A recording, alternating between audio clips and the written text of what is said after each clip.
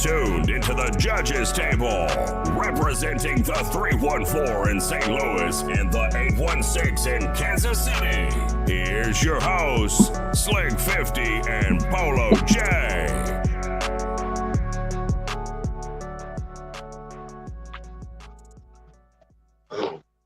Oh my. Oh my. Oh my. Mic check, mic check. Check is good. Bet that. What's going on, boy? Not a damn thing. You sound relaxed, laid back, like you done smoked you one, and you know what I'm saying? No, I'm actually doing a lot of life reflecting. Life reflecting. Yeah. What the fuck does that mean? You went and saw one of them damn crazy ass people call themselves life coaches and shit. What? No. Pay me. No. I've just realized that a lot of things that contribute to some of my life issues are my fault. What? Holy shit. Oh my goodness. Hold on. Before we made dab in that, but hold on. Say that again for the people. Majority of the issues that I deal with in life are my fault.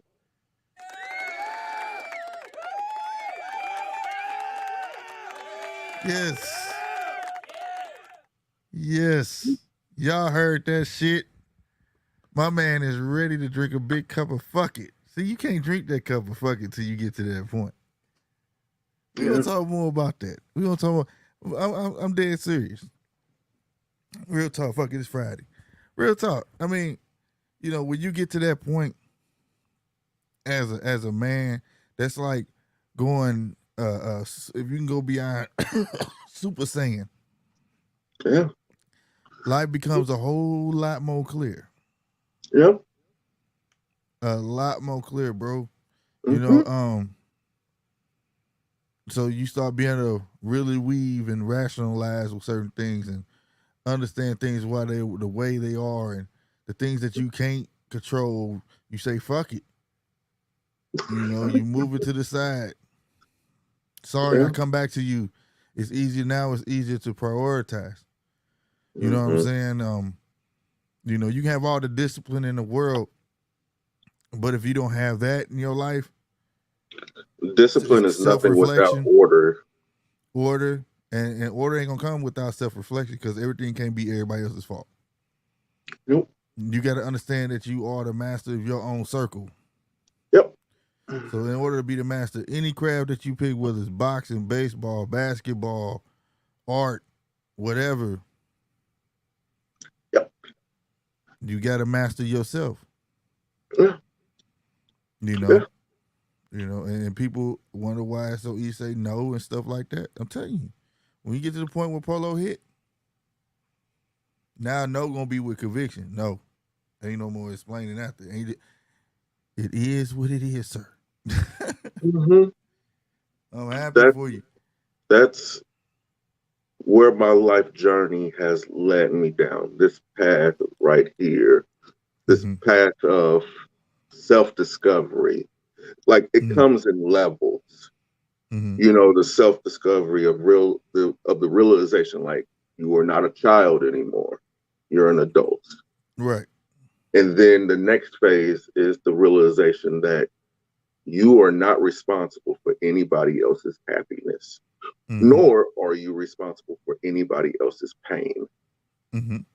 Everything is done strictly by what you allow and what you do not allow. And I'm there.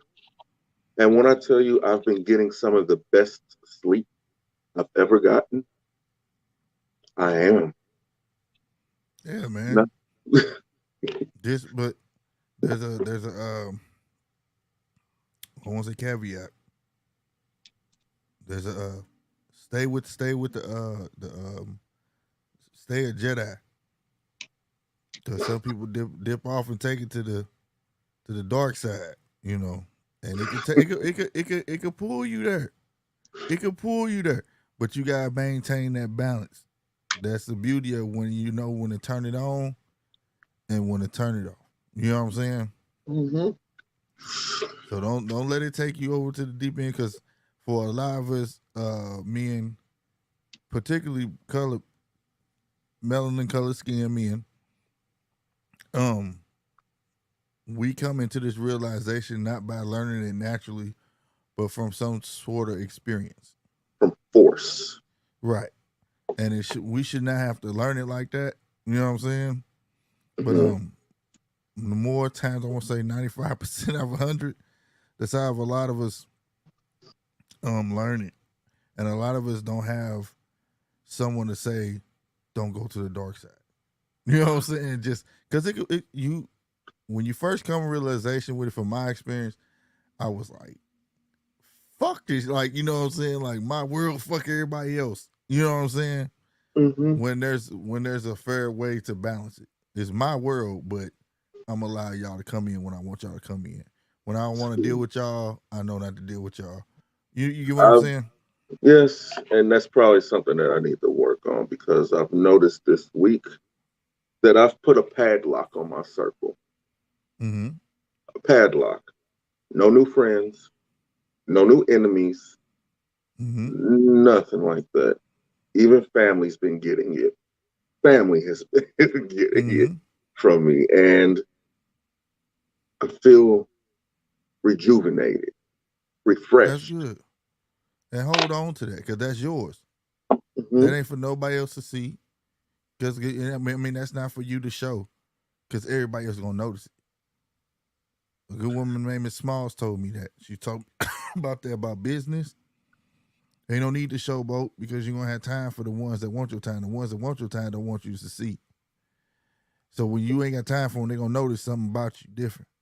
When you gain true happiness in yourself, you learn that you can make yourself happy. That don't mean stay to yourself or nothing like that, but people gonna notice it. Ain't no need to gloat about it. Ain't no need to do none of that. Why you smiling? Oh, nothing. You know what I'm saying? Like, you can think of simple things to make you laugh. Whatever, they're gonna notice something different about you. You know what I'm saying? So, my friend, understand that little bit of happiness that you found, that's yours. That ain't nobody else's, bro. So Bro, hold on to it. I've A-Dub, almost what's went happening, baby? I've almost went full Sith. Just don't do that, dog. Don't do that. That's hard to come back from. Exclusive news aside in the house. What's happening, baby? I really have almost gone full Sith Lord. Yeah, don't do that. That's what I'm talking about. That's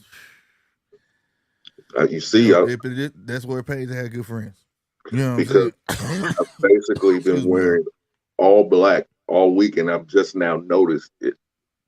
Like, people don't understand that colors actually do have some semblance onto your life, Oh my and goodness. Preach on it.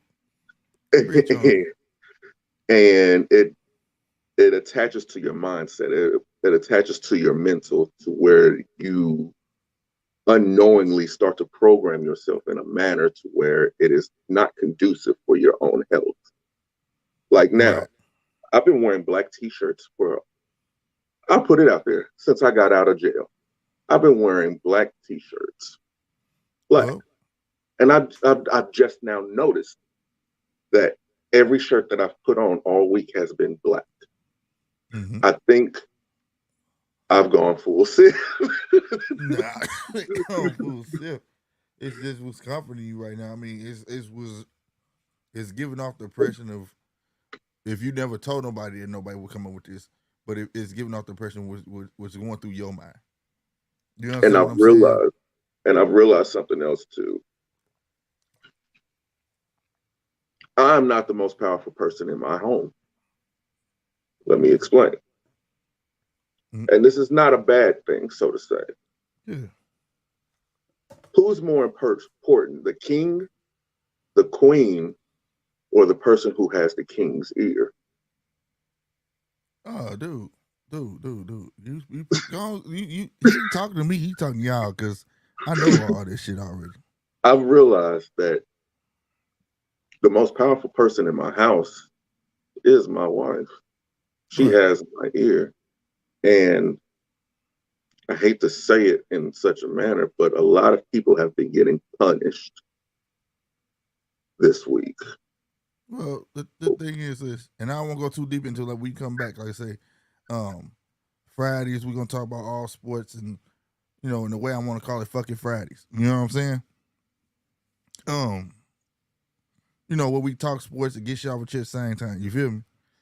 Cause every time I want to tell Polo he ain't shit, and I just sit here. But so fucking Fridays it was gonna come out. You know what I mean? But now, yeah, I think we synced it, bro, and I hate that it's your last one. You know what I'm saying? The shit be entertaining, man. Go check out my boy, Exclusive News Insider, bro. You know what I'm saying? Mm-hmm. Don't forget we on a delay, E&I too. You know what I'm saying? We on a delay. I see the question mark. You know what I'm saying? But yeah, I watched it. Shit go hard, bro. I hate that, you know what I'm saying? Like I say, it's gonna be you say it's your last one until it happened. You took it far as you can. But you be on point with your shit, bro. I give it to you. The music, video, your knowledge, all that, it all goes together. Can't argue with it, not one bit. You know what I'm saying? So Exclusive. I definitely give you that. I want to tell you that you, young man, are an artist of your own time. You're a regular Da Vinci, a Picasso, a Hemingway. I want to tell you that, and I want to cultivate your gift by giving you your credit. Because a lot of times, us as Black men, we do not congratulate other Black men when they're successful at something or when they're good at something. So, young man, I want to tell you that you are good. You're wonderful. And I love you. I love you, you Black man. I love you, Polo. No, on everything, though. Now, back to what you said, man. Then we're going to jump a little bit of sports. We're going to go back and forth. But, I was taught, early in life on that from my old man. God rest his soul. Learned a lot from that guy. He said, don't you ever think you run a house. You don't run the house. You just think you got the power. I said, what you talking about? He said, I play chess. I've been trying to get you to play chess for years, but you don't know want to learn, which is true. I just didn't care to learn it, right? Mm-hmm. And he said, but you know the basics, right? I said, yeah. He said, what's the second to last piece that get taken off the board? I said, the king. He said, but what's the objective to protect who? The queen. Who run it? So who's really giving direction? Who's really making the moves behind the scenes? And who's really, you understand what I'm saying? So what piece has the most free range on the board? Yeah, got the power. That's how it was broke down to me. So it was like, we have the physical strength, the assertiveness to carry out the plan. You understand what I'm saying? We were built to be the bad guy. Kids look at sometimes the mom be like, man, whatever. As soon as you say, now when your daddy get home, you be like, hold on. You know what I'm saying? She done called out the enforcer. Hold on, what you want me to do? I do dishes, I do whatever you want. You get what I'm saying? That's how, and that's fine, because it's both have power in their own right. Like you said, it's gonna be things she good at, things you good at, things that she gonna have your back on, because she gonna be like, well, you know more about that. Put your foot down that shit, and I got this. You know what I mean? But at the end of the day, the visionary is usually the wife. Yes. We're doers. Yes. That's why they build a plan and we do it. we do it. I mean, that's just natural order of things. You know what I'm saying? And there's nothing wrong with that, bro. Like, and something else that I've come to the realization of, and I don't know how many men can actually say this or are willing to actually say this. but I actually enjoy being married. Hey, nah, man, bro, who you I telling, bro? enjoy it. I, I miss it. I miss it a whole lot, bro. But see, this is the thing. Let's clear this shit up. It's not my identity. It's not your identity, but it's not also this too. It's not just this. It's cool to be married. No, no, Let's no, clear no. it up. It's cool to be married to the right person. Yes. That's what makes marriage cool. Cause you know you gonna be with this person the rest of your life, and there's gonna be some fun shit. You know what I'm saying? Like it's gonna be some ups and downs, but you know, it ain't just enjoy being married. It's a little more to that, you know.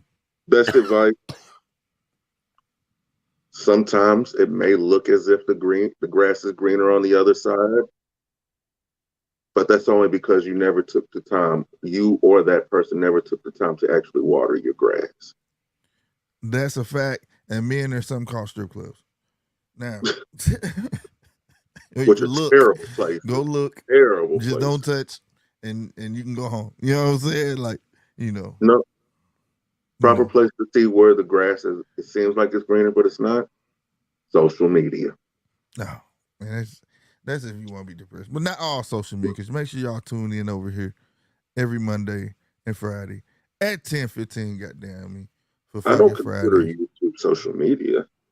You know, No. I consider it all. I consider social media a gift and a curse. It depends who hands it's in. You know, people use it to spew all the wrong things, or what the case may be. You know, but I might be saying his name. Soto, ain't that who run the home run? Derby. Mm-hmm. Shout out to Yeah. Soto. And Fuck he's Soto. the $400 million man, ain't he? Fuck Soto. He the $400 million man, ain't he? Yes. Rightfully so, should have won that motherfucker. Then you what's wrong? Why is he contemplating on $400+ million? Because I know it's he for 15 years, ain't it? It's for It's a 15 years. 15-year contract. But it's baseball. If he get traded, they still gotta pay him and gonna get another paycheck. Here's the tricky business about that contract. One, there's only two incentives involved in that. Whether or not you win MVP or if you win the World Series, you get a bonus. Second thing, there's no player option involved in none of the 15 years. So he don't get the league. It's only if they get to want to get rid of him. It's only a team option, right? Not a player option. But say they do want to get rid of him. Go ahead. But the team option kicks in after the first year. But that's only 1 year. I don't think I would like 1 year. And there's the upfront. The upfront will not cover what's going to be coming on the back end at all. So basically, they can get rid of him. Don't have to pay the rest of the contract. Exactly. Fuck that. Why was they saying guaranteed? Why was they screaming that shit? It's guaranteed because guarantee is one of those words that you can use in legal jargon where it's up to the interpretation. Guaranteed does not always. They was like he guaranteed. He's up here thinking about it. Man, I feel him though.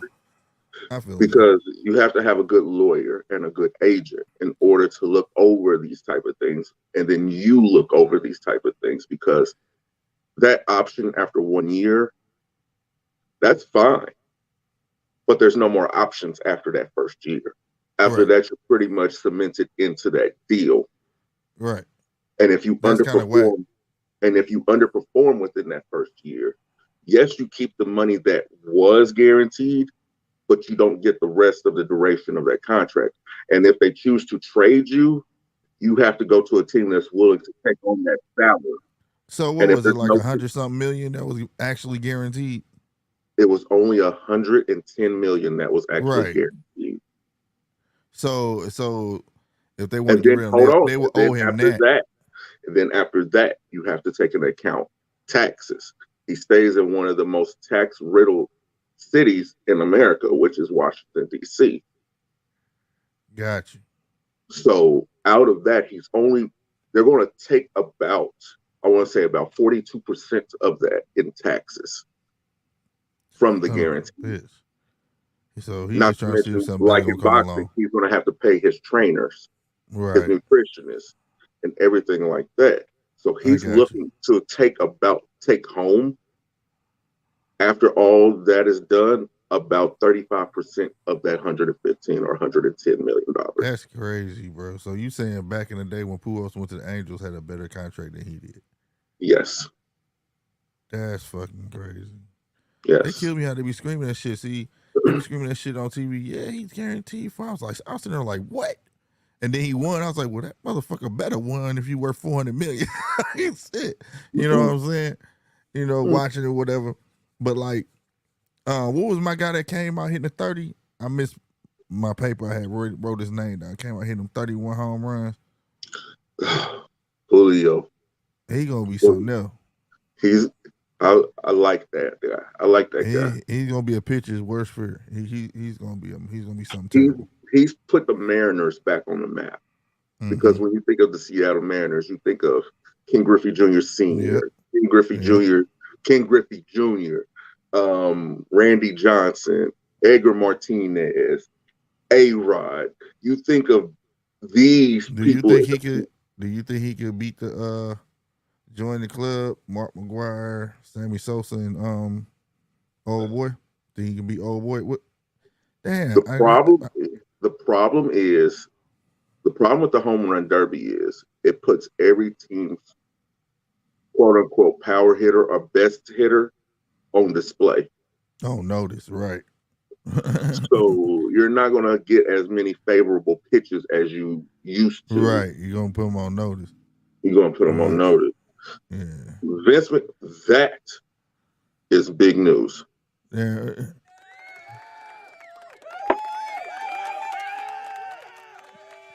But I'm happy he is retired, but not behind we know what, though.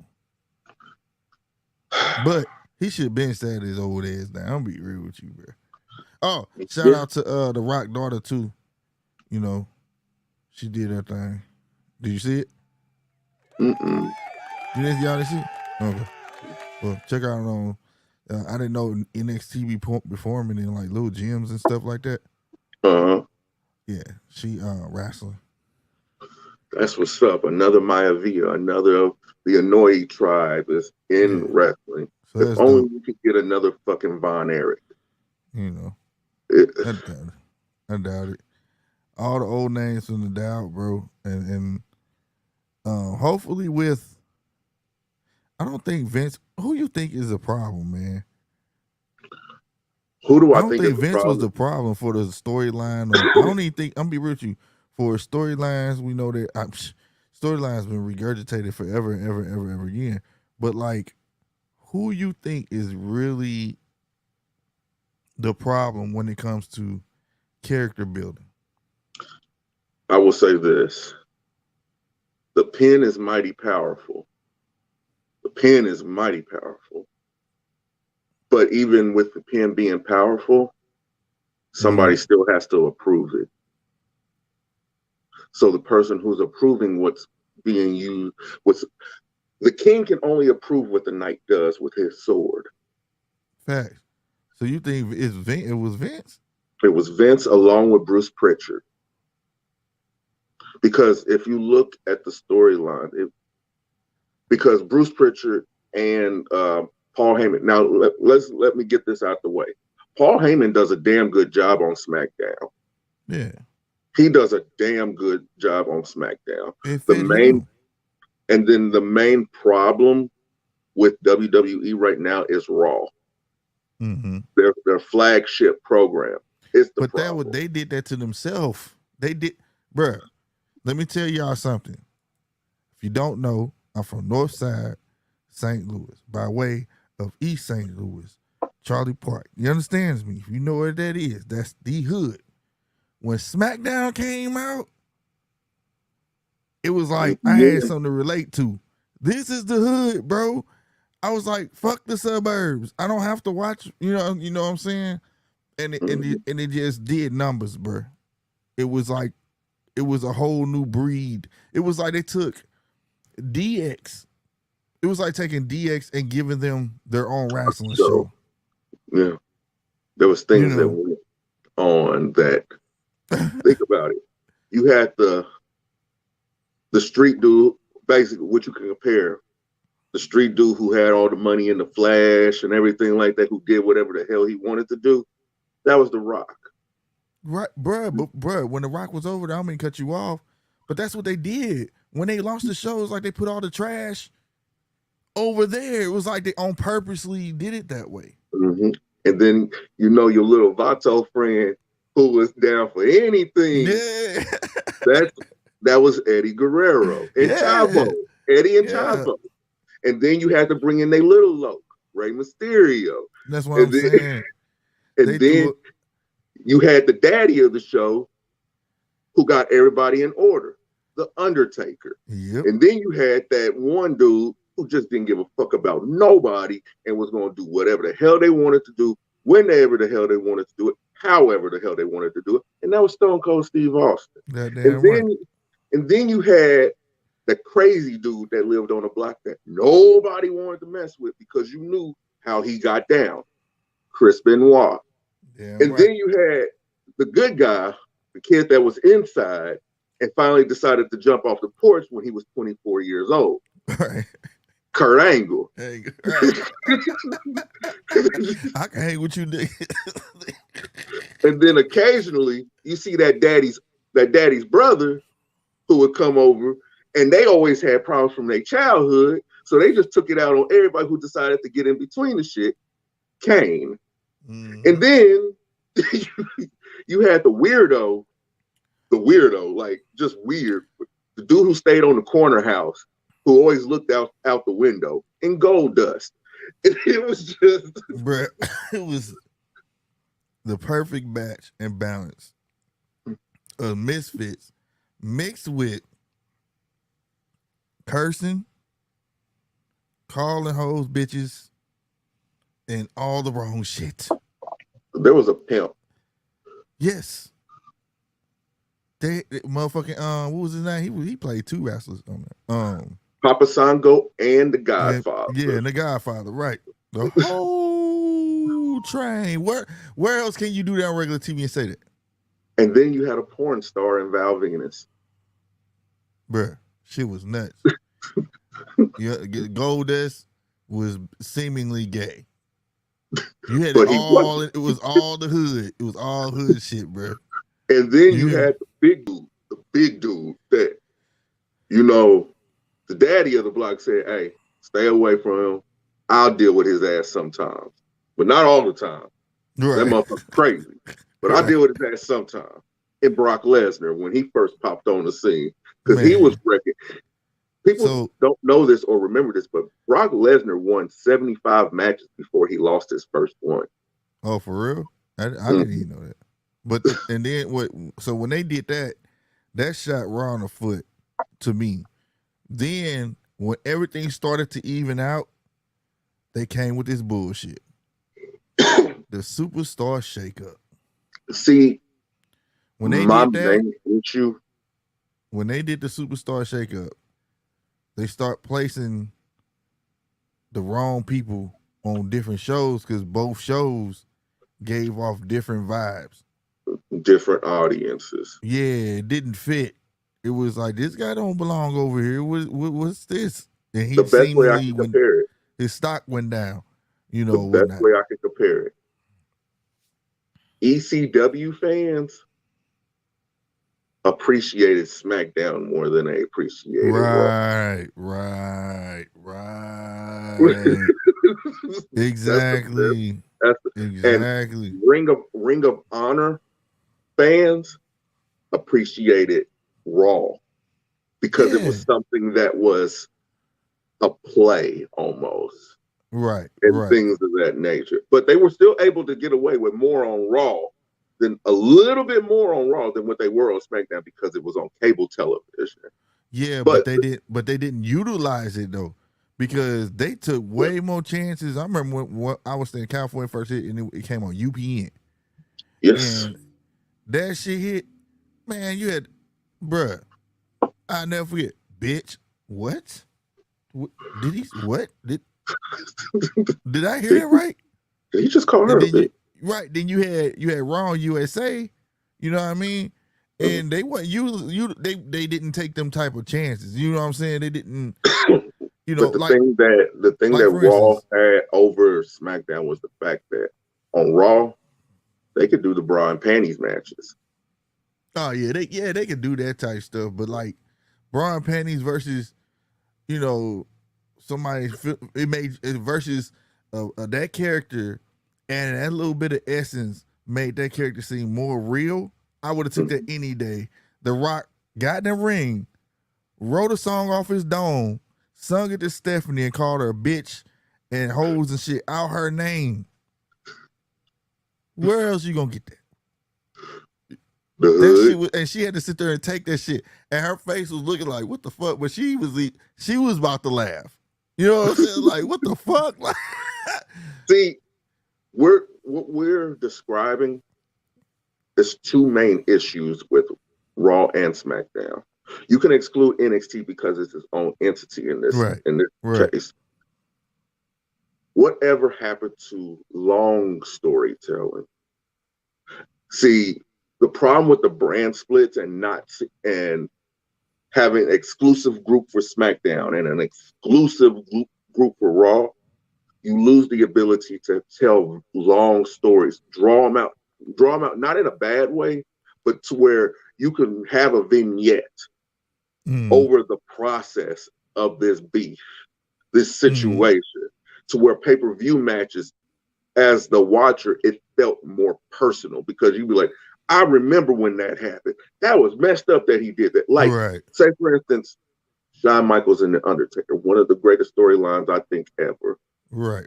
It all started because Shawn Michaels interfered in The Undertaker's match against Mankind, which led to Undertaker interfering in his match against Mankind. The little crumbs. It's the little crumbs that lead up to the big shit. Yeah, you didn't see The Undertaker for 2 weeks. You seen him back in a match against Sid. Then you seen Shawn Michaels in the back on camera or something like that. They didn't do nothing with it. They just left it that he was there. And The Undertaker was there. They were in the same building. What's going to happen? But nothing happens. Which leads to Shawn Michaels and Hunter Hearst Helmsley at the time attacking The Undertaker, which set up the casket match. Right. The casket match where Shawn hurt his back and had to be out for a little while. It let it simmer and stay on medium because that real instance made it all right for us to be like, okay, we can wait. You know what I'm saying? Like it's like I get what you're saying. It's the little small stuff that builds up and you take your time. It's like now everything's so forceful. You know what I'm saying? So you want to tune in and see what's gonna happen next, whether it was something small or you was like Shawn Michaels wrestling. Oh, Undertaker popping up, dog. I gotta watch. You know what I'm saying? It's like the little things like that, whatnot. Which led to the creme de la creme, the first Hell in a Cell match. Yeah. like I like one of my favorite ones was Stone Cold and The Rock when they went at it and what was it? Who were dirty like that? I think The Rock threw Stone Cold off the bridge or one. He threw. I remember it was hard. No, he didn't throw him off the bridge. He threw him in the Missouri River because they were in Memphis. No, the Mississippi River because they were in Memphis. Because I remember they was at the pyramid when the pyramid was still doing stuff, and he just attacked them outside because that was Sweatsuit Rock. Yeah, right. That was Sweatsuit Rock. Like that was a storyline. But the second greatest storyline, in my opinion, it lasted about a decade. It lasted about a decade, from 95 to about 2005. Who? Triple H and The Rock. Oh, man, that was... because here's the thing. You got to remember, they started beefing over the Intercontinental Championship. Right, but people used to think that shit was real, though. People used to think like that shit, like, because it was so tit for tat. It was like, these guys don't like each other for real. Like, this is just some shit right here. And then when the creative side of Triple H, people, when it really came out like Triple H had a hand in the creative side, we was like, he doing that shit on purpose, bro, because he really don't like this dude. Like, but that's the beauty of it because it stirred conversation and everybody. Yeah, Yes. you know what I'm And people saying? didn't know that Hunter actually loves Dwayne. Right, He's right. his But it child's seemed like godfather. right, but it seemed like this dude fucking with this dude for the pettiest bullshit. Like But what the one thing fuck? who got done the worst in WWE by creative control, in my opinion, is Booker T. He did the absolute worst because it was during the storyline of Evolution. You know, Mhm. Triple H, Batista, Randy Orton, Ric Yeah. Flair. He used all kinds. Your people aren't meant to be world champion Yeah, and yeah, yeah, yeah, shit like yeah. that. And then Triple H wrote it into the script to where he could pedigree him and take 10 seconds to get over there to cover him, and Booker Man. wouldn't kick out. He got done Yeah. bad. Bill Goldberg got done bad. And a few others have been done bad by Triple H in his creative control. That's why he was considered the power trip.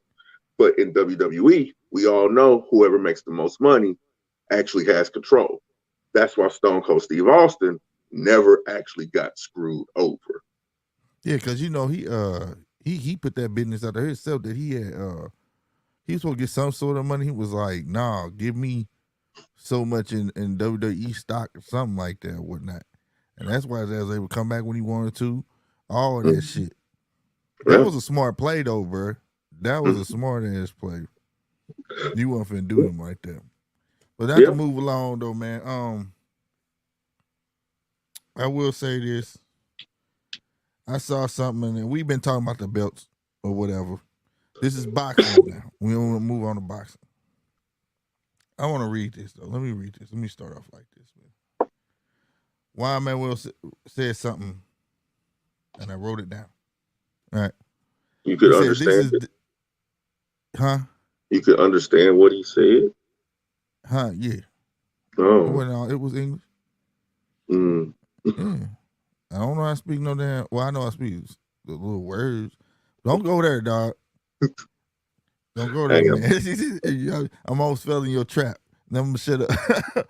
He said, "This is damaging to boxing. It's not fair that a YouTuber fighting inside the ring, a former basketball player or a former NFL player. Boxing deserves respect. Boxing deserves its respect. This is not a game. When you fight, a life is at stake, and the respect for the sport has been lost." What's your take on that, bro?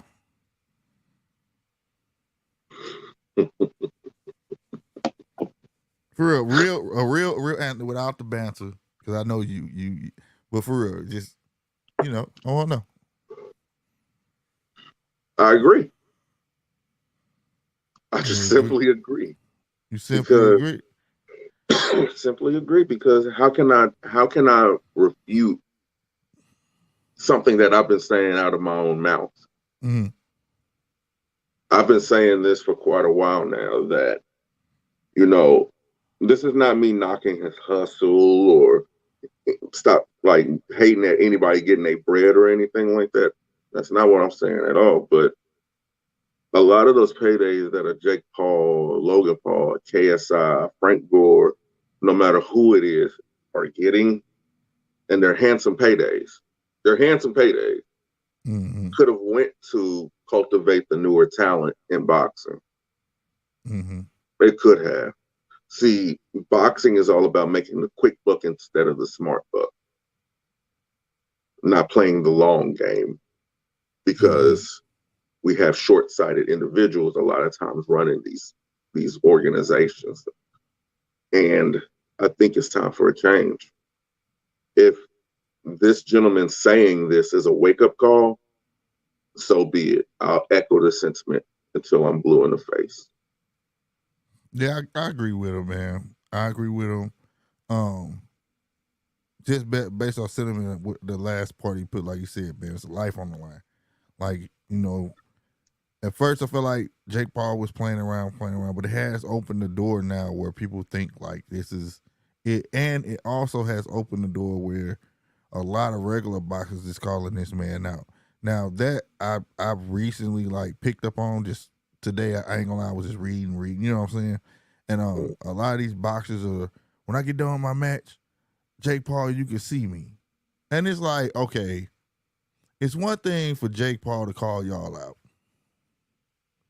but you calling him out knowing you can whoop his ass. 2, they may not let you whoop his ass. 3 is because you feel like it's the biggest payday out there for you. But for me, the level and degree of competition would diminish right along with you fighting that guy, because do you know how you making boxing look at that moment?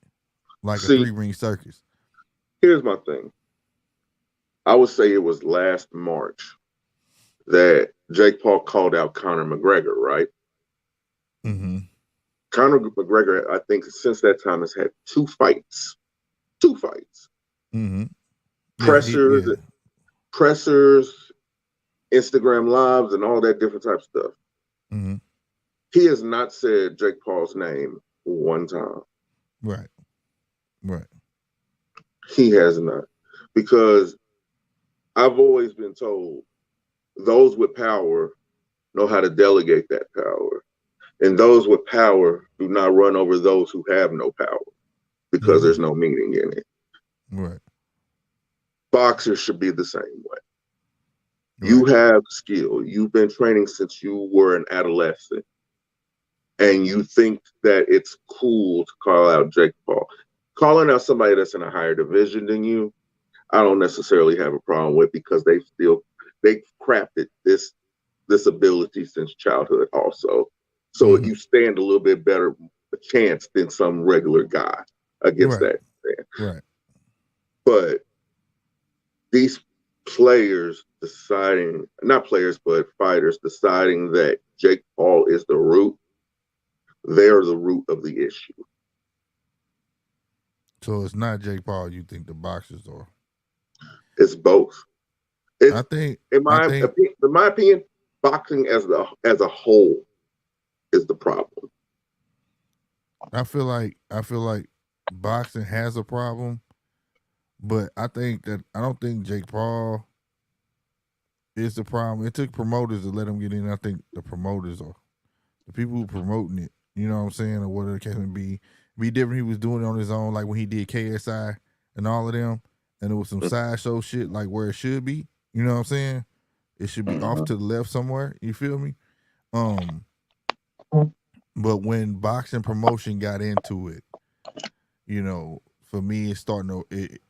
That's what allowed it to water down the sport.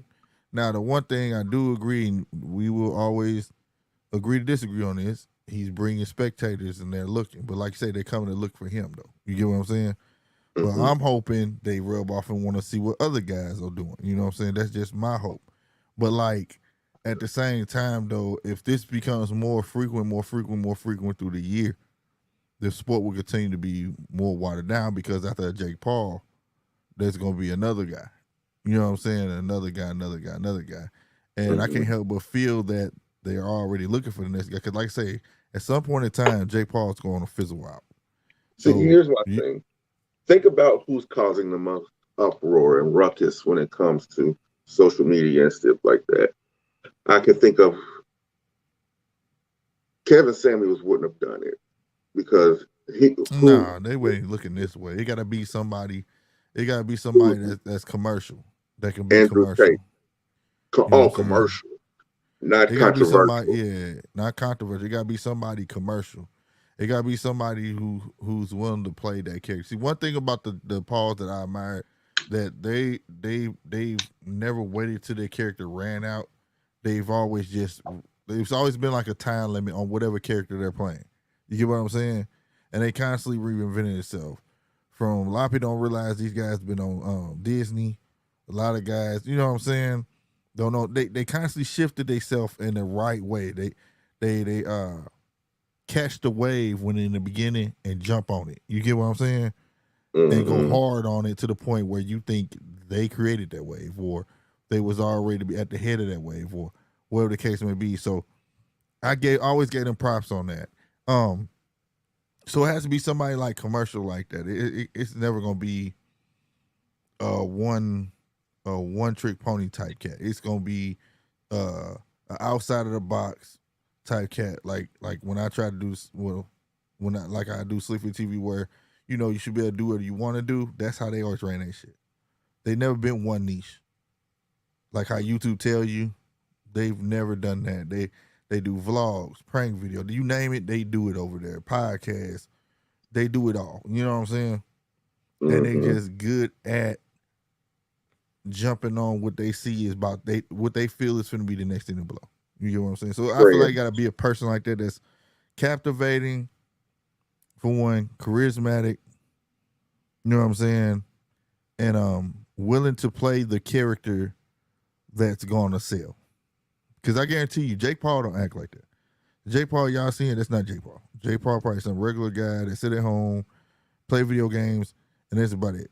But Jake Paul is so good at playing the character. Two, he done turn good guy to heel. If you ever watch their channel, they usually flip-flop. Jake Paul is heel right now. See what I'm saying? Logan chilling. Logan doing podcasts. He's the Superman of the duo. You get what I'm saying?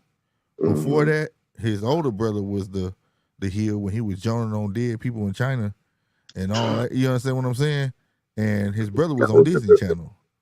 You get what I'm saying? And they canceled his contract.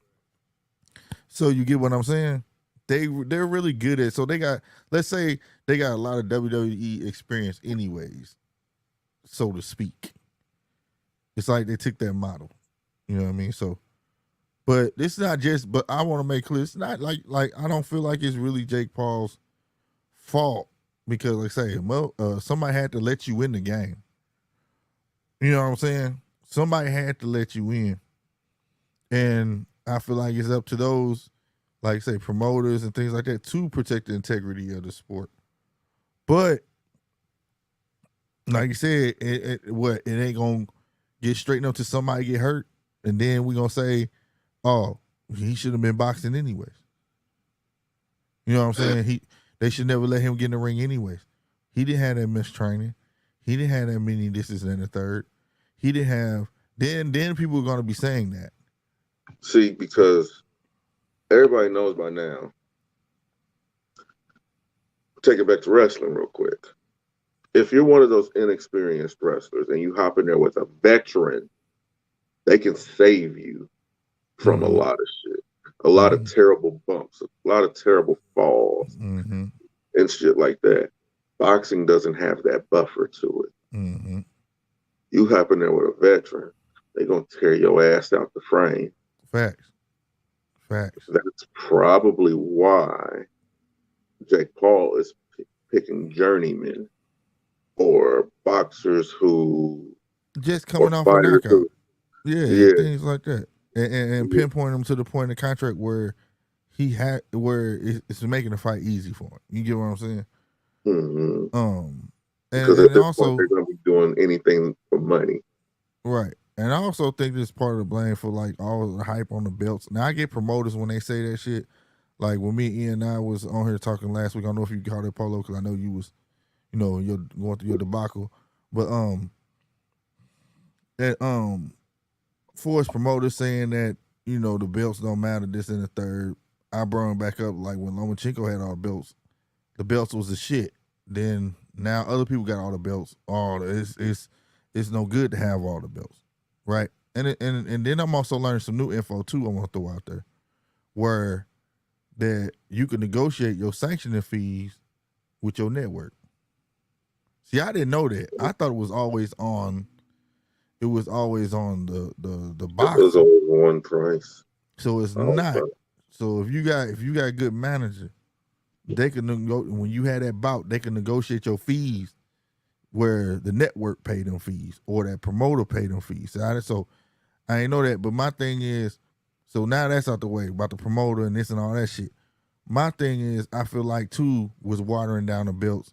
Not just it's so mean now because there is a Jake Paul and these boxers are seeing him make all this money with no straps. He's making more money besides a Canelo. You understand me? With no straps, bro. And he's making Canelo straps look null and void. Like they don't matter. Now, when it comes to boxing, that's the thing that grinds my gears. Because I feel like the belt is the reason, like there's something in the sport you going for. There's a reason you in this sport. There's something you want to accomplish in this sport. You're not just in this motherfucker, get batted upside the goddamn head, because the check's gonna come. You ain't getting no real checks until you get to that level. Mm-hmm. But whatever. And part of getting to that level is at least touching one belt. Now, for everybody that was saying that shit just 2 weeks ago, and I'm talking about everybody was saying, well, I think it's bad that one person have all the belts. I think it's this, that, and the third. Okay, then why everybody's, I ain't gonna say everybody's favorite legend, but I'll say this: the legend Mayweather himself put out talking about the belts. He talked about having the belts. He contradicted himself about sanctioning fees. You want to know why? Let me tell you how. He sat there and said, yeah, the belts, this and that and third, it's cool. But, if that's what Tank want to do, and when he'll get all of them, I'm going to tell him to drop 3 of them the next day, right? But then he turned around and said in his career, how many belts he done made, how many he done had, how he made them famous, and he had 5 at one time. How you going to tell a man not to go for no belts when you had 5 one time and you was willing to pay whatever, whatnot? You understand what I'm saying? Mm-hmm. This is where the game get finicky, and I feel like a lot of boxers, and me and you've talked about this off air, I feel like not just management, man, either have a good manager or have a good lawyer. And if you can't include that, be able to have that, I don't think you should sign with that person. I don't think you should sign with that person because it's totally bad to the point where there's a lot of conning going on. A lot, and you can go look this up. I am not putting words in Mayweather's mouth or anything to the fact. That was his words. I held 5 at one time, and he kept them. But then you turn around and tell another man no. Also, now we know that you can have your fees negotiated in. This is that and the third. So why these boxers should not be going for these belts? That's the whole point, to be the man, so I can say who the hell I'm gonna fight.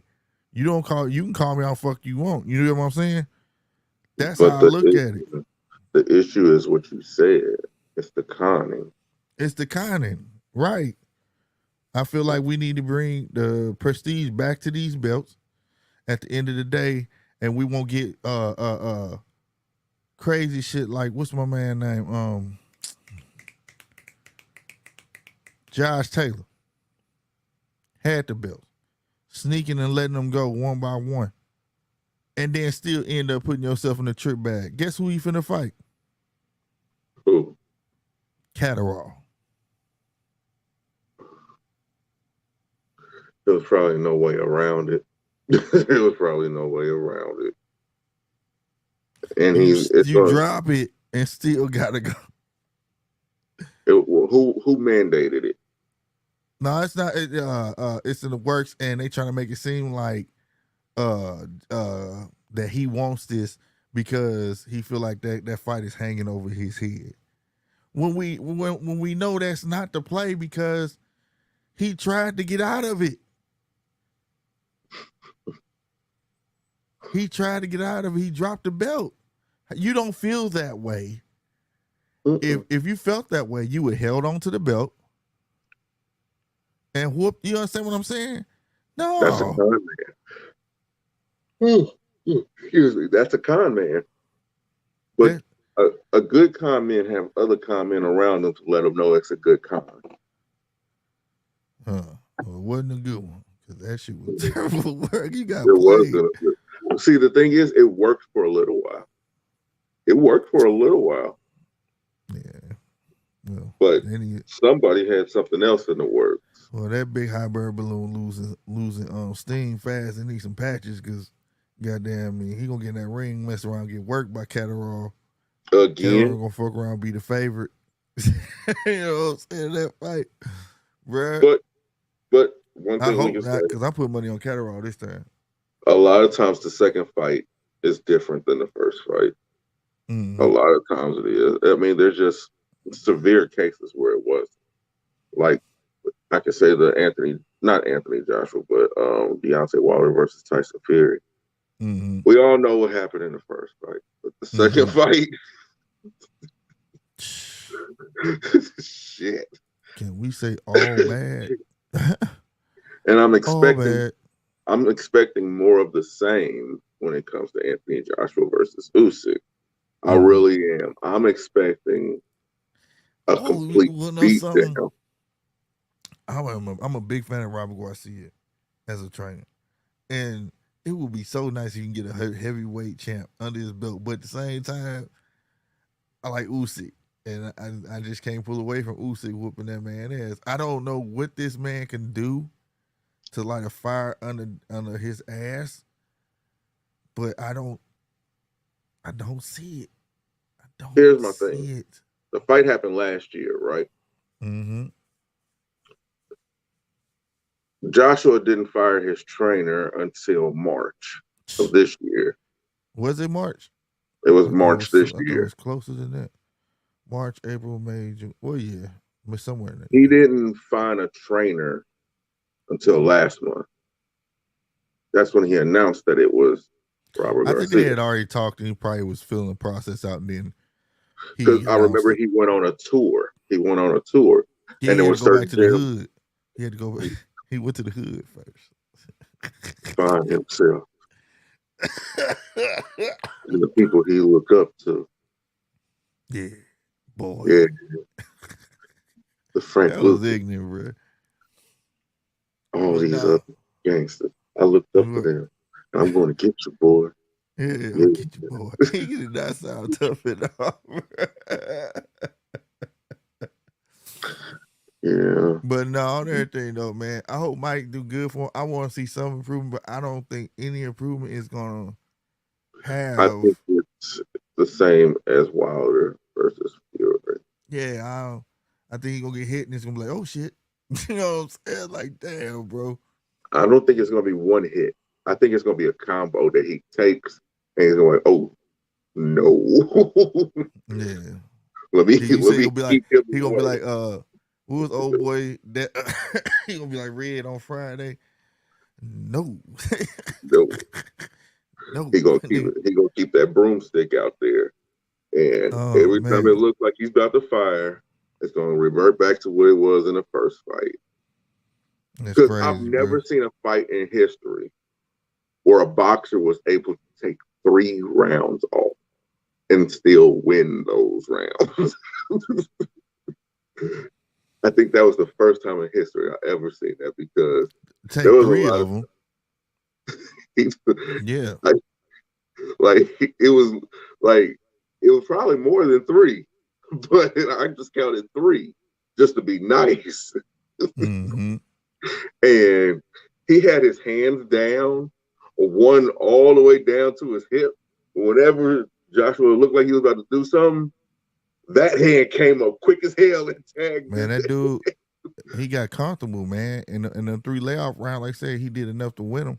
And for me, and I don't know if it's one thing to be good, like to see, but that dude was seeing everything in that ring when he was fighting AJ, bro. It wasn't nothing that he didn't see coming. It wasn't. It was like he could see that man's soul. Like, he knew what punch he was going to have to take if he got caught also. Yeah. And was able to brace or to roll for it because he knew it was coming. Right.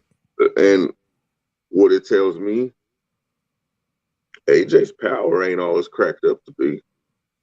I think, okay, I was saying to somebody else, I think he does have great power, but you need somebody who's going to be able to transition that power. But remember we was talking about this on the phone? He would need a Sugar Hill. Somebody show him how to turn over them punches. You don't have to be super fast to throw you a hard punch. You know what I'm saying? If that's the case, we have a George Foreman, Larry Holmes. We wouldn't have them guys that hit hard, but they punches wasn't very fast. You get what I'm saying?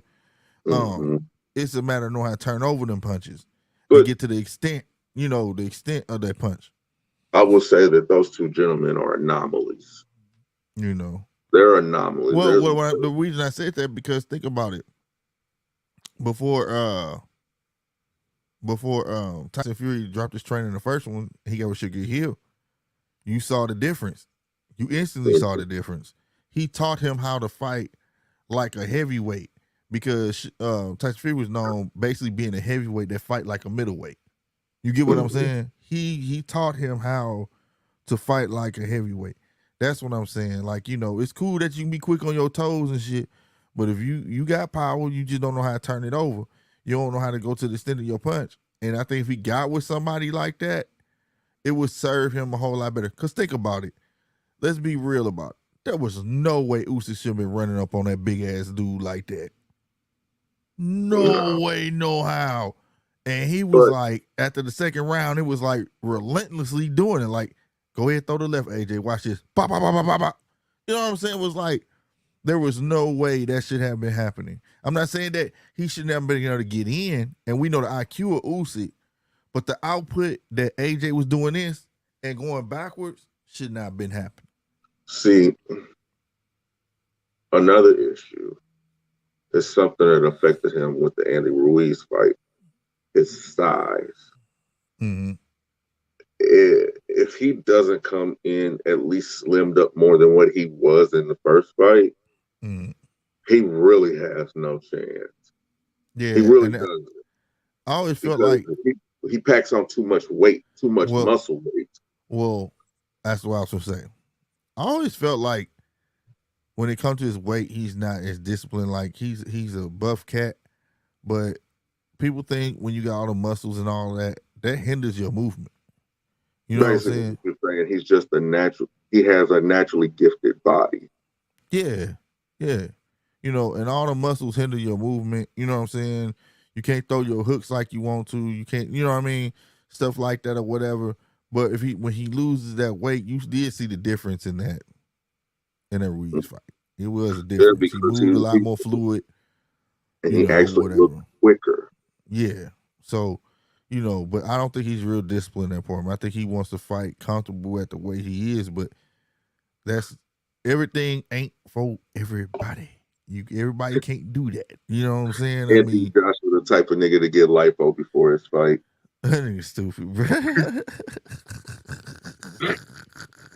Well, you wrong, dude. Anthony Joshua seemed like the type of nigga that been in the gym for one day and take a lay down selfie, asking people, does it look like he done lost weight? He seemed like the type of nigga that posts a picture to Twitter of him eating a salad and making it seem like he don't know nobody taking a picture. Just so he can be seen pretending like he eating a goddamn salad. Oh God, Anthony Joshua seemed like one of those. One of those. Anthony Joshua seemed like the type of nigga that be riding down the highway and realize that there's nobody else on there, hop out, pretend like he running and have his people in the car record him on his phone. Anthony Joshua seemed like the type of nigga. If he do a media workout, that's the only time he done worked out in the past 3 months. You don't. Nah, man. We just joshing, man. Man, look, we don't get Anthony Joshua some credit, bro. It gotta be a fight. Especially as big as they making this one. The one thing I like about Usyk don't give a damn. He whooped him the first time. Usyk looking at it like he going in like it's the first time. Anthony Joshua seems like the type of nigga. This dude still on this, if man. A girl look at him, he start rubbing his nipple. This dude's stupid. This dude don't understand the whole joke.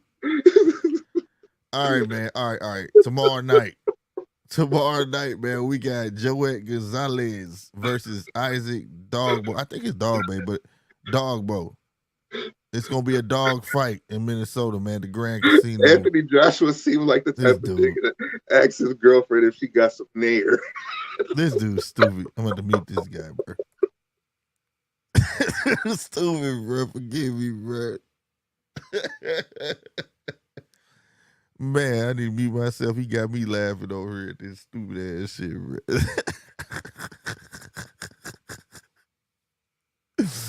But nah, man. Yeah, I muted your ass. I'm trying to talk about the next fight. You still talking about this food, man. Got me Anthony laughing. I Joshua can't get my seemed like word the right. type of Nope, nigga. nope. You on mute. Hell no. But for real, man, hey, who you got, bruh? Joey Gonzalez versus Isaac Dogbo or Dogbay. I think it's Dogbay. I don't know why, but Adobe? nah, it's it's Isaac Dogbo. Dobe? You watched the fight? Okay. We watched Joey Gonzalez too. Let me see. I know it's gonna be action. It's gonna be an action fight. Both of these guys are gonna go at each other. So this ain't gonna be a sleeper. Don't sleep on this one. If you want to see some action, Slick telling you, this right here is one of those fights where they're gonna go at it. They're not gonna be dancing around. All right, let me see who's gonna win. Yeah. I'm going with the African. Who is? I was gonna pick Gonzalez, man, but Gonzalez got a little more better defense. But I don't know. These guys somebody gonna run into some shit. I know that. Yeah. That's Speaking tomorrow. Running into some shit. Uh-huh. Anthony Joshua seemed like the type of nigga that if he runs into his closet too damn dark, he asks his girlfriend for her flashlight. This dude's stupid, bro, man. AJ, he don't mean nothing, man. Dog, this dude. Oh, dog, leave AJ honey, let me alone, see your man. flashlight. This dude. Damn, boy, AJ gonna whoop your ass, bro. You AJ gonna have to get in the ring, bro. I'm gonna say I told you so. AJ seemed like the type of nigga that leaves lip prints on his straw when he drinking a Coke. This dude wrong. Now that was wrong, bro. No, okay, that's it, bro. You wrong as fuck. You wrong as fuck, bro. All right, we move along from that shit right there, man. Then after that, we got Garcia versus Benavidez Jr. Good fight. You know what I'm saying? And then shit, goddamn me. After that is Ryman versus Paul. Smith versus Mason on the zone. Then we got Ryman versus Paul. But I'm gonna leave it there, man. Tomorrow I want to watch that Gonzalez versus Dalbe. I'm gonna be on here. This dude talking about lip prints and motherfucking straws and shit. This dude right here is something else. So you can't let him too far off the leash, goddamn. And this motherfucker goes in, man. He be tripping. Whatever's in that pipe, boy, it's doing the job, goddamn it. And then lift his goddamn spirits. Goddamn me. But no, for no. Okay, I put him back in the dog. I see you can't let him out, bro. Can't let that motherfucker out. But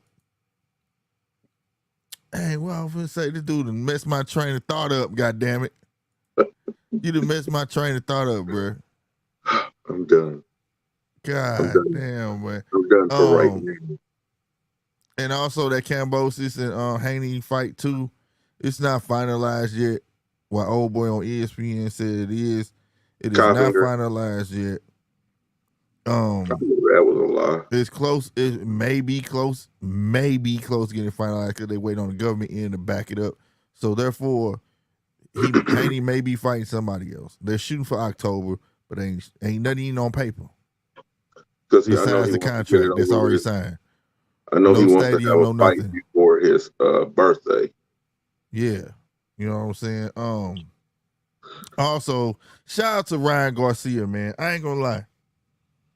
Now, this is where the young man might want to, understand he gives the glory to God. All that, had no problem with that, but understand God gave you a life because it's up to you to make your own choices. I hope that you're starting to see, don't you start on that, boy. I ain't trying to hear that. Don't you do it. I see it in your face. I'm going to have to mute this nigga because he going to blurt one out. But goddamn me, he need to goddamn me, look in the business aspect of things because, whatnot.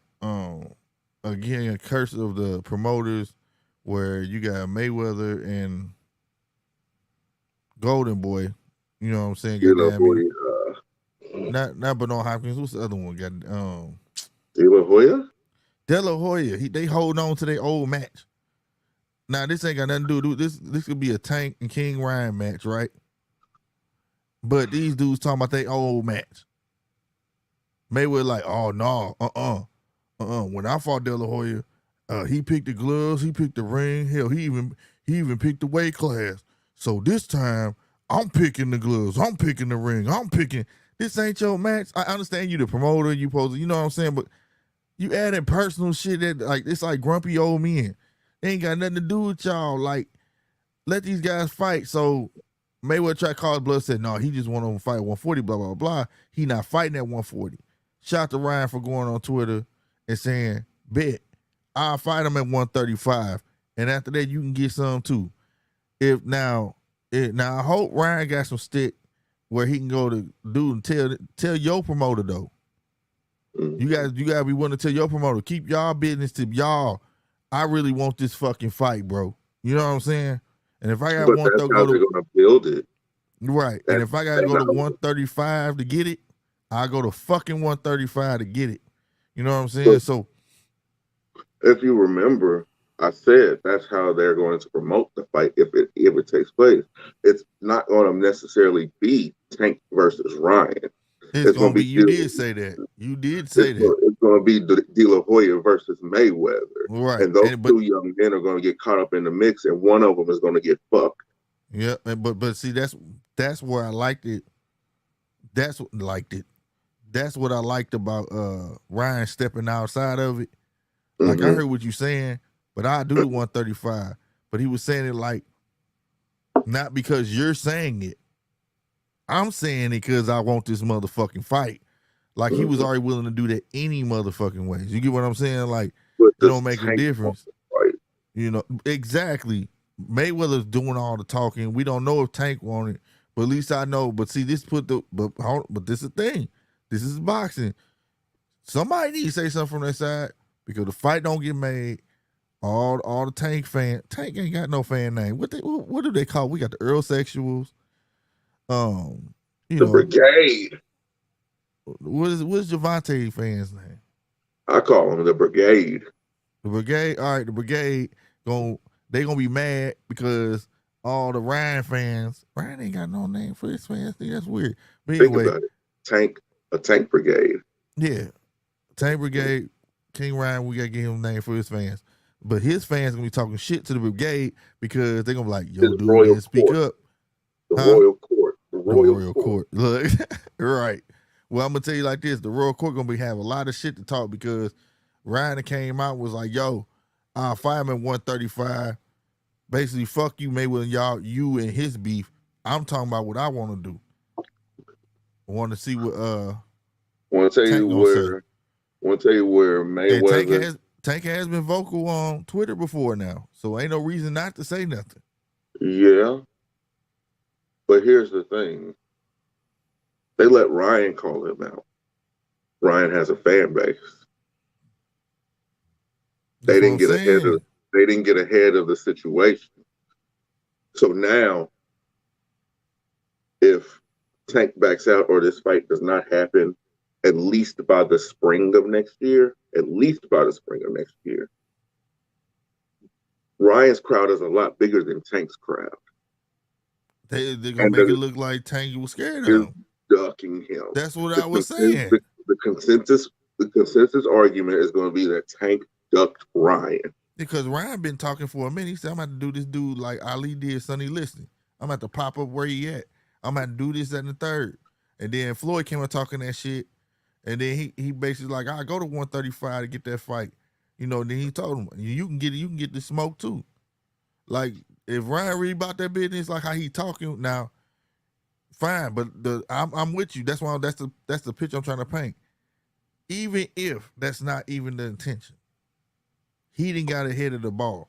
You see what I'm saying? To make it look like, because like I said, Tank been vocal on Twitter before and talk shit back to boxing. You see what I'm saying? Yeah. Let's start talking and make this shit happen.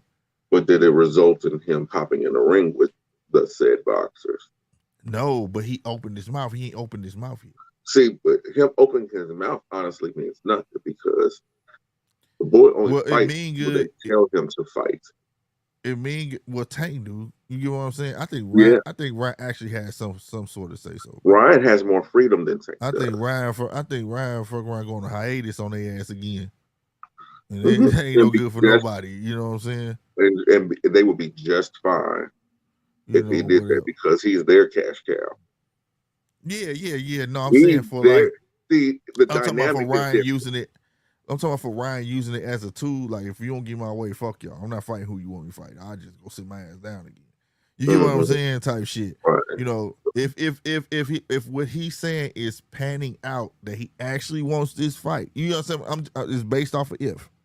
If he really wants this fight at 135, like you told me, I will go to 135 to fight this dude and say De La Hoya and they can't get it together, or De La Hoya do something to mess it up. Well, I'm not gonna fight this other dude. I go sit my ass down till y'all get that shit done, bro. Like, I'm tired of this shit. You know what I'm saying? I mean, he done showed him he'll go sit down and go on vacations and shit. Because can I be real with you? Mm-hmm. Yeah, always. Ryan will be a big ass challenge for Tank. Oh yeah, most definitely. That speed, that type of speed. You know what I'm saying? But did you see that punch? Yeah, dude, fast as fuck, bro. God, dude is really fast as fuck, bro. I ain't gonna lie. You know, like, and he actually has some power to him. He's what read that. Keep it up, brother. I'm enjoying in your channel. Who is this? Casemiro. Really? No. Okay. Thank you. Right on. We don't keep pumping this shit out. Believe that. But go ahead. What you were saying? I lost my thought. I'm not even gonna lie to you. But no, that's what it is. I hate to put it like this. He's what you would picture, as much as Rolly talks, that's what you would picture he is, what Ryan is. Like if Ryan opened what Rolly mouth says Ryan really is. Rolly mouth wrote the check, but Ryan's skill ass can cash it. Right. Yeah. Yeah. That's the thing that it's weird looking at, because with people like that, they know they don't have to talk. Right. They know they don't have to talk. And I can say that about Tank. You don't hear Tank doing a lot of talking about what he can do. No. Tank ain't got to speak on his skills, though. But I will say that he do got to do some talking. But technically he don't, because he got somebody doing the talking for him. Which I will say Floyd's doing a great job of, because Floyd is the what? The promoter. So he's doing his job. I get that to Floyd. He's doing an awesome job. I like Ryan. I caught the highlights from that fight. Bruh. Ryan's good. No, Ryan is good. Even though old boy like me and I was saying, you know, my guy was, you know, a little out of shape, but that ain't got nothing to do with the skills, the hand speed, or nothing like that. That dude got nice hand speed, got skills. He still got some things to work on. And where's the casual King Casual? I was talking to King Casual as well. You know, that chin thing, like I said, that's just part of who he is. He even when he just sitting down talking, he talk with his chin in there. You know what I'm saying? It's part of his mannerisms. Yeah. So like he probably didn't get that in check. But other than that, the power's real, bro. Like, it really is real. I mean, and it may look a little more dramatic because it was against Fortuna, but at the end of the day, it's there and it's enough to put a motherfucker down. So no matter what, you know, but he's dealing with a shorter opponent, that's about just a quick leap fast. You know what I'm saying? And got devastating knockout power. Devastating knockout power. I would say Tank hits harder than Ryan. I will say that. But here's the thing. I've never seen Tank get caught with a real quick one. A real quick one. Well, he got caught. He got caught. Well, no, not a real quick one, but we seen him get caught. We seen him get Isaac Rolly Cruz caught caught him. him, and Rolly Rolly, caught yeah, Yeah, he didn't get caught. but I'm talking And about. Rolly fast too, though. Now I won't take that. Rolly pretty quick his damn self. I But say he's not no Ryan Ryan fast. Ryan is fast. Yeah, Ryan Like, fast with power. I Like would say, if you could compare Ryan to anything, it's what you would have wanted Amir Khan to be. You know what? I was gonna say, don't you compare that dude yet to nobody, but you know what? That was a perfect guy. It's what you. That was a perfect guy. Amir Khan was that dude with that speed, bro, and he wanted that power so bad. That's the only reason he would get knocked out, because he would turn into this dude like he had all this power. All of a sudden, in the mid match, he'd be winning, and then it'd be his own fault that he got knocked out. You know what I'm saying? Mm-hmm. Whatever. And that's the perfect fucking example, bro. Because like one thing I do get Ryan, it don't even look like he winding up. He just got natural power, bro. He just got natural power. And that's something that can't be taught. Can't no wait to give you that. You know what I'm saying? He just got it. But I will say that I still think Tank hits harder. Here's the thing about Tank's power. Tank's power has to catch you flush. True. It has to be an unprotected shot.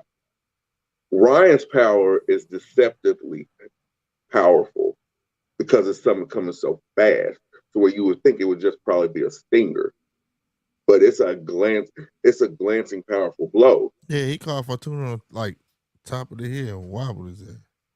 Yeah, and then the punch that put him down. I've never seen a left hand thrown that fast, except for Amir Khan. Yeah, and the way he hit him, I seen it. I was like, "Oh, dude's out with his eyes open." Yeah, Fortuna, and he. I think I ain't seen nothing on it, bro. Like, ain't nobody checking up on that cat, because I've been looking. I think he broke dude eye, bro, because that dude eye was just. I don't know. Fortuna eye looked like something was wrong. It wasn't swole. It was like all red in the white part. You know what I'm talking about? And he didn't get thumbed. He didn't get thumbed because that last knockdown, it was like he took a knee on his own. He barely got tapped in it. And he was like, fuck that, bro. Like, you know what I'm saying? Like, I'm good. Like, he did something to him. When I seen him, did you notice he was squinting, almost as if he was trying to keep the eyeball in? Yeah, like it was something wrong with the eye, bro. And that's not easy. But here's the thing. That's not easy to do to somebody. Nah. Well, that's what me and Witch were going to say, because, like, we seen Fortuna fight, man. I know a lot of people say, well, Fortuna got that ring, this and that third, but at the same time, you seen Fortuna, though, bro. You know what I'm saying? Javier Fortuna, you know what I mean, whatnot. You would know that he was out of shape. That's why he was asking for that 2 weeks, because he was trying to, past 2 weeks. Plus, he came in 157, and Ryan came in at 148, which I don't think neither one of them passed on the scales if that was their weight. You know what I'm saying? They just let the fight happen. Yeah, Marquez is one of my idols. Me and Marquez is the same style, Memo said. Yeah. Yeah, no, Marquez is gangster, man. One thing I like about Marquez never back down. He's just one of those fighters, relentless. And the thing about what I mean by never back down, not that he walk into punches or nothing like that, he always had a strategy or whatnot, is that his heart wouldn't let him quit. You gotta put him down. It's something admirable about somebody who's coming in the ring with that warrior's mentality. Like, okay, I know this is boxing. I know it is, but let me turn this into a fight. Yeah. Let me turn this into a fight. Let me get you out of character. Yeah, you're going to catch me with one, but I'm going to throw two right back at you just as hard. Right. Can you His take inside it? game was a I can take it. I can take it. Can you? That's admirable. I love that. He's a legend, 100% legend, bro. Them Pacquiao fights didn't define that man. Like people try to make it seem like that man was a motherfucker, man. He was a hard fight for anybody. Here's a better way of putting it. This is just my opinion. It elevated both of them. Oh yeah, at the time. it elevated both of them. But I'm saying his overall career to say like that was it. Didn't he beat Timothy Bradley? Yeah, I believe he Timothy. Yeah. I mean, Timothy Bradley was a before thorn. That, I mean, like that he was a thorn in recognized before. Pacquiao's side. Yeah. I mean, so shout out to that dude. I can watch any of his fights. But I'll tell you this though, if if Ryan don't get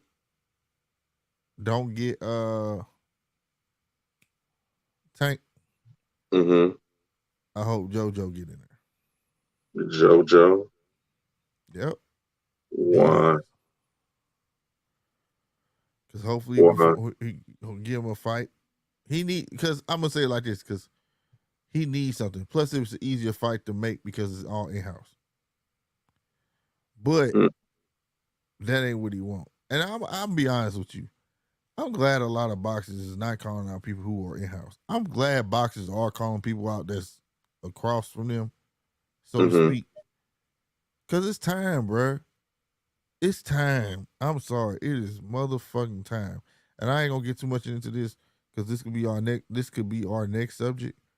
But so make sure y'all check it out Monday.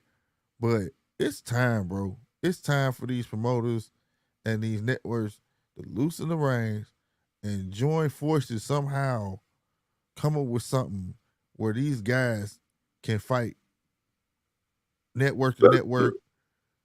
You in this stable, PBC fighter fighting, you know what I'm saying? Instead of these rare special occasions, Tyson Fury and Deontay Wilder, or this is and the third, you know, because it just benefits the promoter's pocket. And I get it, because they get the ring, they do all the promotion, I get all of that.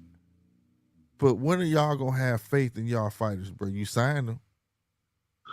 It's when more. Are you gonna have faith to turn them into? When are you gonna have enough faith to want to put some dollars into somebody to turn them into that star? You understand what I'm saying? Like a JoJo, say JoJo Diaz. I'm just throwing it out there. 135 pounds. JoJo ain't 135 pounds no more, is he? Yeah, he is. Yes, he is. I'm tripping. JoJo 135 pounder go fight Frank Martin. Why couldn't that happen? You know why? Because one's Golden Boy and one's PBC. But I see one hell of a fucking fight there. Neither one are pay-per-view stars. So why the fuck that can't happen? But again, I don't want. Go ahead. I'm gonna let you do that. But I don't want to get too deep in it because that shit is. You know what I'm saying? Because that's the evolution of boxing at this point. It's the slice of the pie. Yeah. It's the slice of the pie. Facts. Nobody wants to be equal, but nobody wants anybody to have more. Right. Hold that. That's it. I want to hold that subject down because that's a whole nother one. The evolution, because everything has an evolution point. Everything has a breaking point. You know what I'm saying? And so, but we gonna get to that, man. Hey, we appreciate everybody coming out. Whatnot. Make sure y'all smash that like button. The rewatch will be on GMT Boxing Sunday. So make sure y'all check that out. And also check it out every Monday, y'all. 10:15 p.m. Central. You know what I'm saying? We are on the road to 1,000. We're close to 500 now. But once we get to 1,000, we'll be giving away autographed shirt by all your favorite boxers. Shine Porter. I'm not showing all these. I show this every time. I'm gonna show it a lot tomorrow though. Tune in tomorrow to Duke Reagan. Signatures all over. Nick Ali Walsh, Shakur Stevenson, Devin Haney, F.A. Jagba, Earl Spence, Terrence Crawford, you name it, they all on this shirt. Make sure y'all hit that 1,000, man. If y'all help us get to 1,000, man, by hitting that subscribe button, man, on GMT Boxing. All right. Two real quick things. What's up? One, Everybody tune into the Ric Flair roast when it happens. Oh man, when is that? We gonna have to do a. I'm gonna be on here for that. The 29th. Okay. It's called the Ric Flair Tune in. roast. Oh my God. Tune And in second for that. thing, I want to send out a congratulations to the Boston Red Sox. What's Why? going on? Mm-hmm. For playing like absolute dog shit today. Go ahead. How the fuck do you lose a game 27-3 in baseball?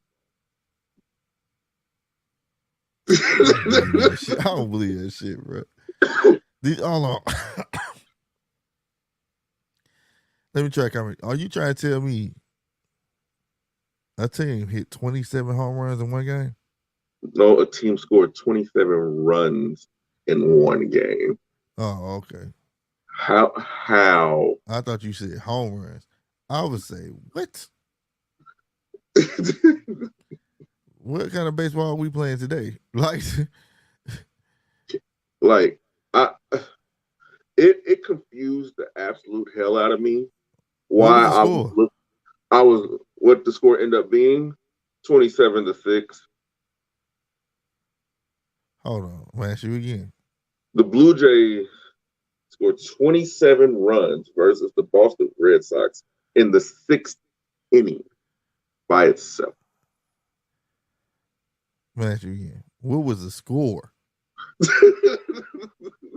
The ending score was 27-3. So again, a team hit 27 home runs. No, Not just hit them out the park. I'm just saying though, but ended up going around the bases. They ended up going around the bases 27 times. Do you know what that means? At the beginning they went through the batting rotation 3 times. Bruh, was anybody catching the ball? Was the It was a lot of everybody was on strike today? It was home runs and base hits, doubles, triples, singles, all of that. So everybody had Tommy John surgery on the same day? I think they switched the pitcher 5 times in that inning. I want to see this game, bro. I want to watch this shit. How did I miss that? I'd have been like, damn. Has this ever been done? 27 home runs? 27 runs in 27 in one inning. Throughout a whole game, yes. But in one inning, the most I've ever seen was 8. Bro, hold on, bro. You got me confused. I don't believe I'm hearing this right, bro. Look it up. ESPN. Man, hold on. 27 runs in the 6th inning. 27 runs. They got motherfucking Toronto Blue Jays. This ain't real. Bro, this shit real. Yeah. Is this real? Hold on. Yeah. Show the score. It was showing it. Then it went away. Hold on. 27. Oh man, that ain't it. My bad. 27 runs in one inning. Like, think about this too. Boston was at home. They was playing in Fenway. They were playing in Fenway Park. Imagine how empty that stadium got once them motherfuckers got to 9 in one inning. And then think about how empty it got when it got to 18. And now think about what it looked like when they got to 27. Bruh, hold on, bruh. Bruh, I'm looking at this shit. These niggas is like not motivated out here. They're just like, I don't care, bruh. Like, bruh, dude hit a grand slam, bro. Yeah. And this just said, it said there are no words with this shit. And right now, this was just the 10 when they got the 10 points. It skipped. He hit a grand slam, bro. So he run 3 view home. Yep, that was four runs right there. Four Right. runs. Where's the final score, bro? I want to see.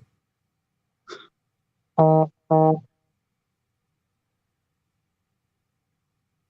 my god. Oh, they didn't beat it. The record is 30-3. It was the Rangers over the Orioles in 2007. Damn, swear I didn't know this shit, bro. And I used to watch baseball like that, and I still didn't know that, bro. You didn't know the teams be getting their ass beat like that sometimes. Bro, that's fake as fuck. That's why I was like, what, dog? No, like I'm a Royals fan, and I can even admit we've been on the wrong side of some of those. But we've been on the right side of some also. I remember we lost the game 19-0. Bruh. Like literally 19 points to nothing.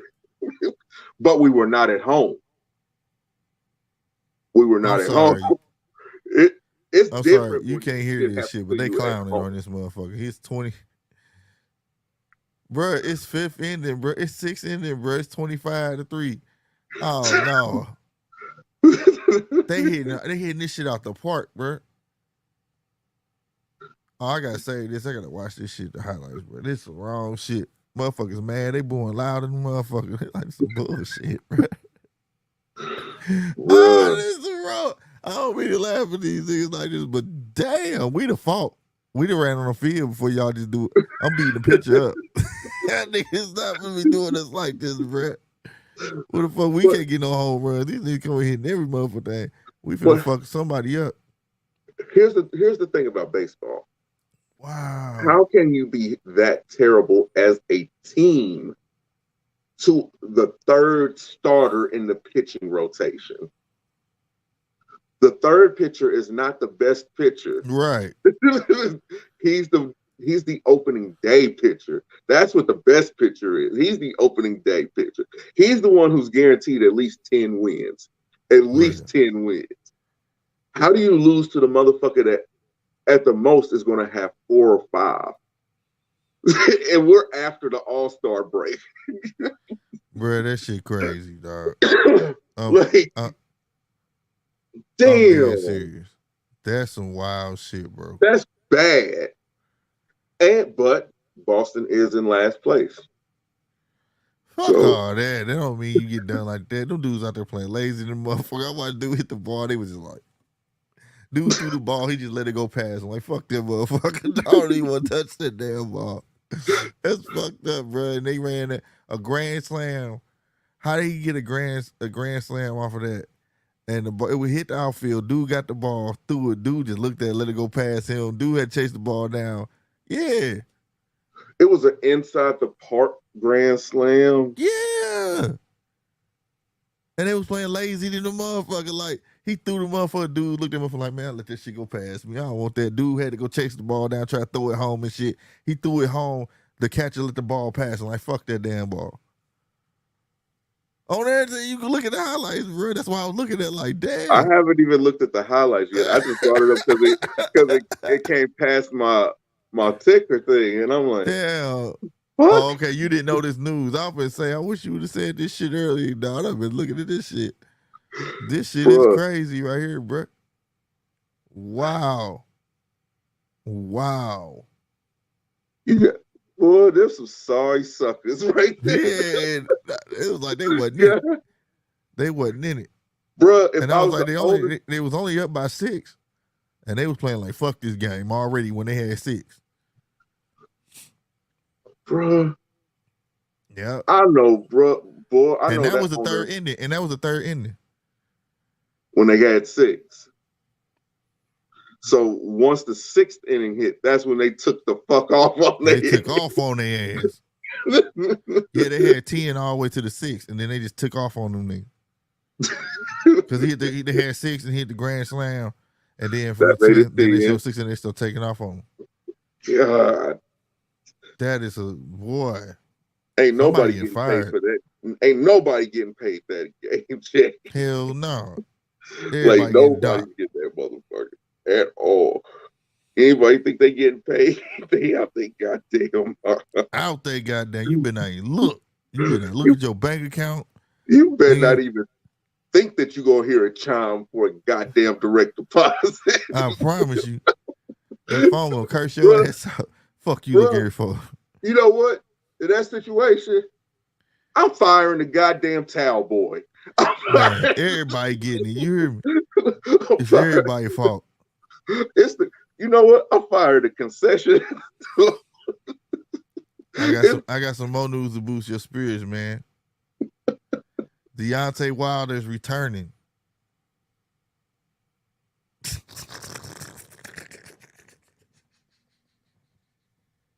It was a wild day. It's speculating. Frank Warren wants to fight Robert Helenius. I just Why? threw that out there, you know what I'm saying? Because it was like last on my docket. I was supposed to get out. But, Frank Warren wants to fight Helenius? Why? No, Frank Warren, who is he? You know, he across the pond. Cat with BBC Sports. Anyway. Yeah, Robert Helenius. I mean, it'd be an interesting fight to get some up under him. Chisora want him too, though. Chisora want him too. So. We gonna see, bro. I want to see him back in the ring, but you know, boxing is terrible. No. Yeah. It ain't terrible, man. It ain't terrible. God damn. Bruh, I will say this though. Shit. Fucking when you was going through your shit. What? Chisora versus. I don't even remember. Chisora, I understand why Chisora won, because Chisora about to be on his way out. You know, I think he said about 3 fights or something. He about to be he done. And if it's about pay, he's barking up the wrong damn tree. Now, I don't know. From reading what he had said, check out gmt-boxing.com, by the way. Yeah, he said that he just always wanted to fight him or something like that. I don't think he's about to pay for him. I think Chisora is really just trying to get 3 tough fights of the people who he want and then burn out on boxing, bro. You know what I'm saying? He walking around looking like Wesley Snipes on Demolition Man and shit with that damn blind shit. On his mustache and hair, bro. He tripping. But yeah, the Helenius thing. See it, bruh. That ringside seats for that fight. Ringside. It's gonna be $200 in food stamps. Oh my god! With free popcorn. I get all the hot food you want. Can bring your own food. Right. Get all your hot food you want. They're gonna have fucking Ferris wheels. Hey, but you know what I think about it though? Do you remember though that Helenius ended up being a #1 contender? Yeah. What happened to that? Remember that? Exactly. Yeah. So that's probably why. Oh my why God. Frank Warren is saying that. Yo, I always wondered, why don't we have more outside fights in America, like big fights that are outside? What you mean? Like, could you imagine just like I would say basically a wintertime or early springtime Vegas outside the MGM and all that different type of stuff. Oh, you mean outside, like outside? Mm-hmm. Niggas hot as fuck. Ain't nobody finna do that shit. That's why I said a early spring. Because ain't nobody trying to be outside at 110-degree weather in the desert. Shit, they did it, but I got to get it to the Charlos. They did that. What was that? Earlier this year? What fight was that? That was the at the Toyota Center or whatever it was called. Toyota Arena. I don't know what to call it, but it was outside. Remember? Yeah. It was hot as fuck then. So they, you know. I mean, but if LA you got a hot. choice, you ain't doing it. LA hot is different than Vegas hot. True that. Because LA hot, I won't even be sweating. I won't even sweat. And they talking about they hot. I mean, A Charlo fight is not a good measuring stick. No, I was just saying for us outside, but I don't think you're gonna get two giant heavyweights being outside. Man, If they have a choice, you feel me? bro, think about how cold it would be though to have a boxing match right in the center of Times Square. That shit would go hard, bro. Smack dab in the center of Times Square, a That shit would go major hard. heavyweight fight. That'd be some shit that make me say like that would make me save my money like just to be part of that experience. Mm-hmm. Because it's not just fight. That's literally like a whole experience. For one, I've never been in And think Times about it, Square. Times Square got all those screens and everything like Yeah, that. that should So be no matter hard, where bro. you're at, no matter To be where able to the hell lock that you down, you know that's gonna cost some money because all them businesses gonna have to lock down at that at, time. think about it, leave the restaurants open. Well, you gotta have people for the sit. I'm talking about the businesses right there and stuff because you gotta build enough money and revenue for that fight to be right there. So some of that shit, one side gonna have to get shut down, and the streets right there because where that time clock is, where it's split like that, that's where we have to be like right there. Right there in that center point. Where it's Yep. split, yeah. That shit be hard though. If they could pull that shit off, bro, and make it like an annual thing, oh, that shit'd be hard as fuck, bro. Like I still like I'm selfish. I think that Midwest boys, us here in the Midwest, we should fight in our Midwest venues. You know what I'm saying? Like hell, take Terrence. Omaha is 2.5 hours away from Kansas City. What, basically 3 hours, right? Mm-hmm. I would love to see a sold out boxing match at Arrowhead Stadium. That'd be dope. For real, Because that shit go hard, bro. Because I know when Kenny Chesney comes, he's not at the T-Mobile Center. He's not at Kaufman. He's not at our amphitheater, the Uptown Theater, or none of that. He's at Arrowhead. Mm-hmm. And Arrowhead sells the hell out. Yeah, you know, that's how they use the soccer stadium downtown here. It's like a entertainment complex. That's how they do that shit now. But I don't know if boxing is big enough for it. I mean, but hell, make the tickets affordable and broadcast the living hell out of it. That's how you the get whole argument. Who is making that argument about having 3 million? They had 3 million viewers versus 300 in attendance. It was Bill Haney. It was Bill Haney. You know, even though they still paid for it, he was like, you know, you had ESPN Plus viewers, but it was 3 million versus 300 pay-per-view buys. Then if you look at the pay-per-view buys based off the country, you really not adding up that much. He had an interesting point on it though. You get what I'm saying? Mm-hmm. So it's not like they don't make money off of it just because it's on free TV. You know what I'm saying? In some instances, they make more money. You know what I'm saying? Like that was y'all got to check that interview out, bro. But that was a good interview. Where he broke the details down. Like you don't hear managers break the little shit down. You know what I mean? Whatever. That's what I liked. He wasn't just on there talking this shit. You know what I'm saying? He was breaking that shit down. But yeah, man, we gonna kill it right here. So to speak. Like I said, the replay of this will be back on Sunday. I will be on here tomorrow. Polo possibly will be on here tomorrow if he can. For the Gonzalez and Dogbo fight. Dogbo. Yeah, Dogbo. Dogboe. I don't know why I want to say Dogbo, but I think it's Dogbo.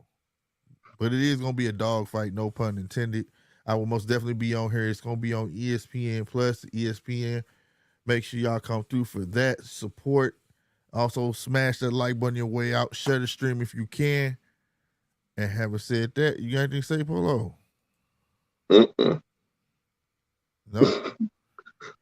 Well, actually, I do. I actually do have something to say.